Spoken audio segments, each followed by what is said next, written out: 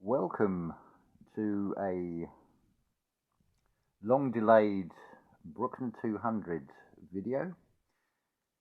We're going to feature art in the form of poetry in this video. Now you may wonder what the visual is all about. This is the reason that there has not been a video for a while on this channel, simply because I am in the process of reconstructing a fireplace. There is a kind of connection, shall we say, to Anton Bruckner in this, that as I commenced this work, it was a circular structure. And of course it's a fireplace. And as I was starting on the demolition of the old structure and then creating this new fireplace, on came the radio with nothing other than Bruckner's 7th Symphony. The significance of, or the connection, shall we say, with this work and this work that this physical work that I'm doing in this construction, is that the Symphony No. 7, particularly the first movement, and I'm speaking from a personal interpretation of what I heard in the music before I knew anything about Bruckner, his life, or the events of his times, and that was the destruction of the Vienna State Fire, which I believe was circular. So it seems sort of somewhat ironic that I'm building a structure connected with fire, and on comes the radio is Bruckner's 7th Symphony. Just a little side note. So, the month of December in the life of Bruckner. In summary, it is a month that has numerous first performances of many of his works and a few completions. So on the 4th of December was the first performance of his revised version of the Requiem in 1895. This was followed on the 5th by the completion of a song called Du bist wie eine Blüme in 1861. This is followed on the 6th of December, there was the completion of the Cantata St. Jodok in 1855. On the 8th of December, perhaps one of Bruckner's most well-known motets, the first performance of Christus Factus Est in 1873. And also on that same date, the 8th of December, the first performance of Virga Jesi in 1885, one of Bruckner's last choral pieces. What other gems do we have here? On the 11th of December was the first performance of Mitternacht in 1864. I'm not going to go through this rather long list. I'm just going to pick out three pieces which I'd like to introduce as an introduction to Bruckner, or some gems I feel that are worth hearing. So when we look at the 15th of December was the first performance of Du bist wie eine Blüme in 1861, and also the completion of Träumen und Wachen, Waking, Dreaming and Waking, in 1890. And another work that I'd like to touch on here, if I can find it. On the 11th of December, the first performance of Mitternacht in 1864. So I'd like first of all to look at Du bist wie eine Blume. You are like a flower. Bruckner composed the song on a text of Heinrich Heine on the 5th of December 1861 on the request of his friend Alois Weinwurm. Bruckner composed the song for the opening concert of the Liedertafel Sangebund. The piece was performed 10 days later under Bruckner's baton in the Redoutensaal of Linz by 4 soloists. piece became a favourite of the Sangerbund. The 32-bar long work is in F major, is scored for SATB quartet, and the manuscript is scored in the archive of the city of Linz. So an English translation of Heine's poetry reads like this. There's just two verses. You are like a flower, so lovely, fair and pure.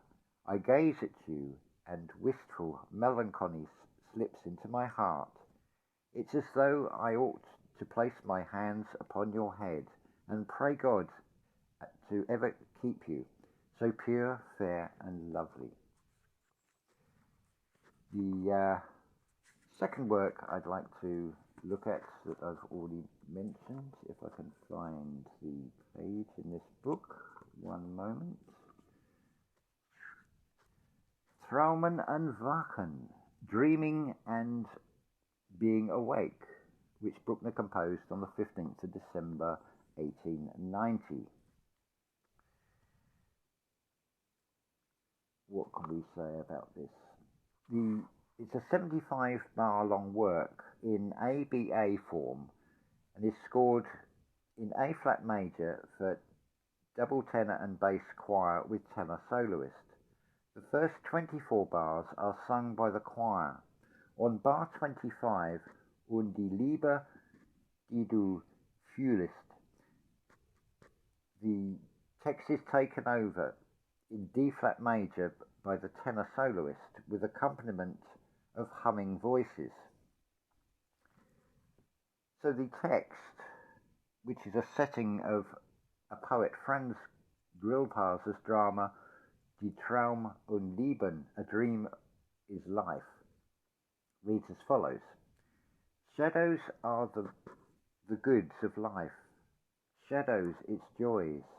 Shadows, words, wishes, acts, thoughts alone are true.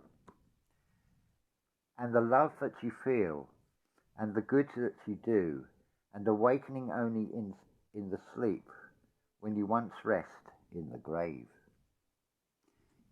It's a beautiful choral piece, which is very much instructor-like the Bruckner symphonies.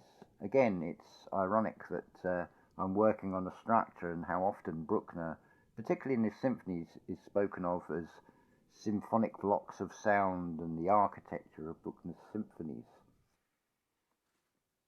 Now, the real gem that stands out for me is the song Mitternacht, at midnight. It was composed by Bruckner on the text of Robert Prutz on the 12th of April 1864.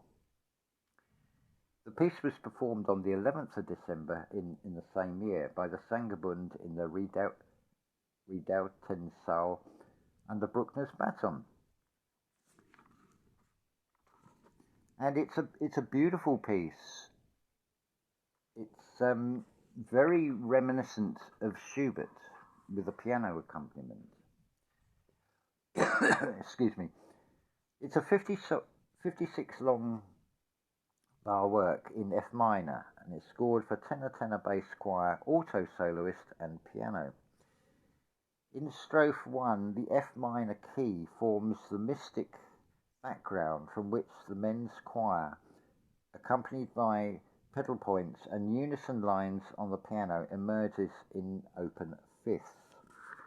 Strophes 2 and 3 are sung by the alto soloist with accompaniment of the choir.